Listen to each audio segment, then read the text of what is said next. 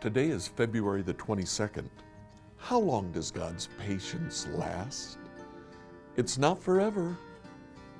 Let's find out together as we study Judges 10.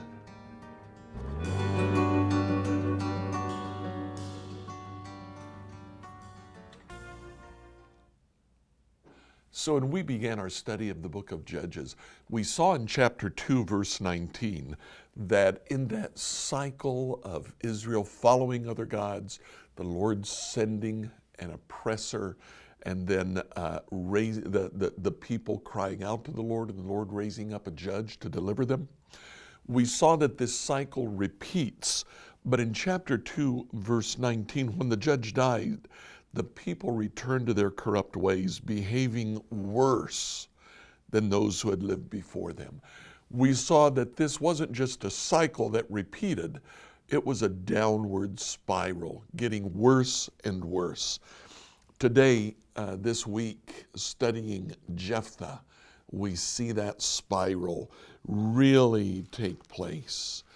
Now, last week on Friday, we saw the story of Tola and then Jair.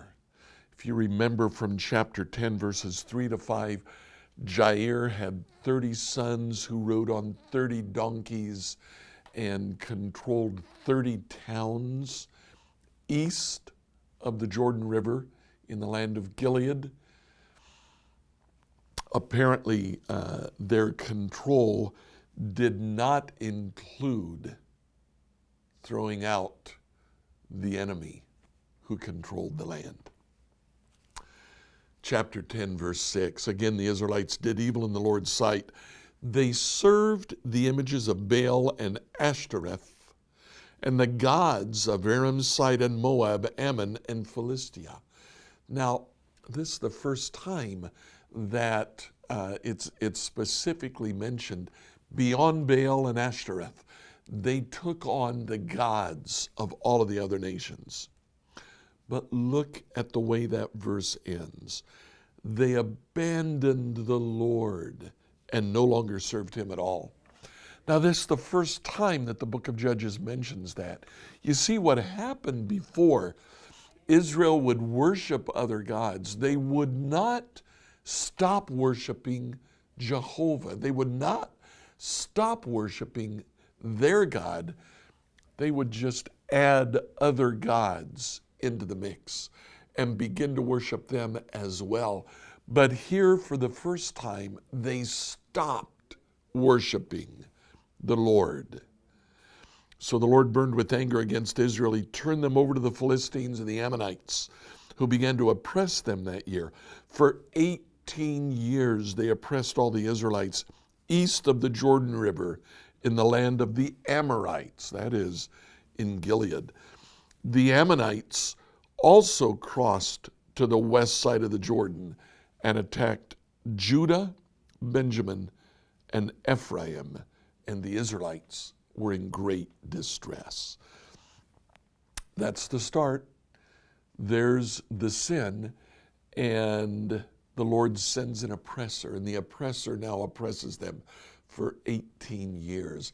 In this case, the oppressor actually takes back much of the territory that Israel had taken over in Joshua's conquest of Palestine.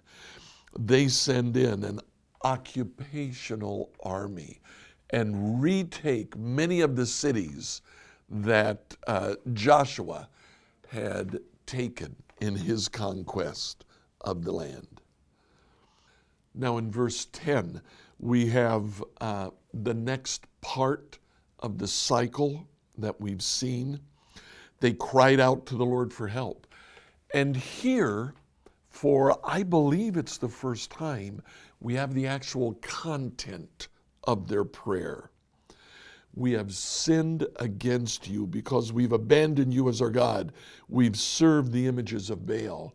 And then the Lord responds, didn't I rescue you from the Egyptians, the Amorites, the Ammonites, the Philistines, the Sidonians, the Amalekites, and the Maonites. Now, we're not sure exactly of who all of these people were, but they were nations, cities, or kings that the Lord had delivered them from. When they oppressed you and you cried out to me for help, I rescued you, and yet you have abandoned me and served other gods. So I won't rescue you anymore. Go and cry out to the gods you've chosen. Let them rescue you in your hour of distress. How long does God's patience last? Apparently, it's not forever. And he finally looks at Israel and says, enough is enough. You've gone to other gods? Go to them. Go to them. Ask them for your help. Verse 15, the Israelites pleaded with the Lord and said, we've sinned. Punish us as you see fit. Just rescue us today from our enemies. And the Israelites put aside their foreign gods. They served the Lord, and the Lord was grieved at their misery. Now at that time, the armies of Ammon had gathered for war and were camped in Gilead. That's Israelite territory. The people of Israel assembled and camped at Mizpah. The leaders of Gilead said to each other, whoever attacks the Ammonites first will become ruler over all the people of Gilead. And no one does. No one steps forward to deliver Israel. God does not raise up a judge. How long does the Lord's patience last? A long time, but not forever. There comes a point where the Lord says, you've made your decision. He reached that point with Pharaoh. Moses said time and time again, let my people go. Pharaoh, over a period of months, said no, until finally the Lord said, that's it. The final plagues will destroy Egypt. There were times when the Lord said to Israel, come back to me. They did. They wandered. They did again. They wandered. Finally, the Lord said, that's it. That's enough. And the tribes of Israel went into exile and disappeared. Even the tribes of Judah, Simeon, and Benjamin, who were left behind, went into a 70-year exile in Babylon. They were brought back again. But the Lord's patience does not last forever. We can still go to him. Today, after Jesus, we have total faith that when we do go to God, he will accept us. But his patience doesn't last forever. There comes a time when he says enough is enough.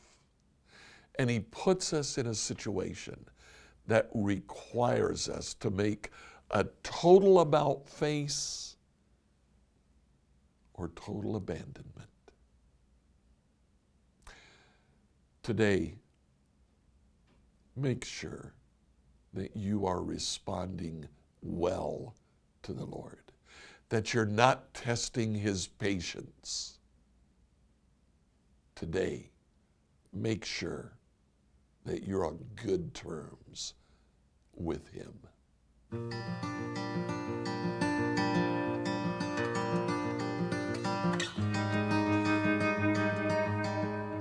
If you like the devotional today, I'd encourage you to go to whatever platform you use to listen. Like, follow, subscribe, or share. Do you have questions for us?